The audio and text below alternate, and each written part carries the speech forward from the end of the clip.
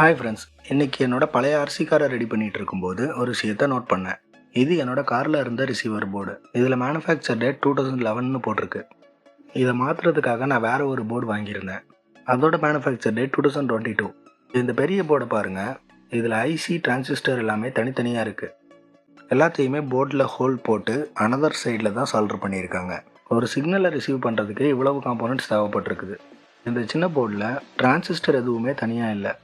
பெரிய போர்டில் இருந்த எல்லா காம்போனன்ட்ஸோட வேலையும் இப்போ இந்த ஒரே ஒரு ஐசியை பார்க்குது. இதில் இருக்கிற எல்லா காம்போனன்ட்ஸுமே எஸ்எம்டி காம்போனன்ட்ஸ். அதனால் போர்டோட அனதர் சைடு ரொம்பவே க்ளீனாக இருக்குது, ரொம்பவே காம்பேக்டாகவும் இருக்குது. இந்த பழைய போர்டில் பார்ட்ஸ் எல்லாம் தனித்தனியாக இருக்கிறதுனால பவர் லாஸ் அதிகமாக ஆகும். ஆனால் இந்த புது போர்டு ரொம்பவே பவர் எஃபிஷியண்ட்டாகவும் ஒர்க் ஆகும். 10 வருஷத்தில் டெக்னாலஜி இந்த அளவுக்கு டெவலப் ஆகிருக்குன்னா அடுத்த 10 வருஷத்தில் என்ன ஆகும்?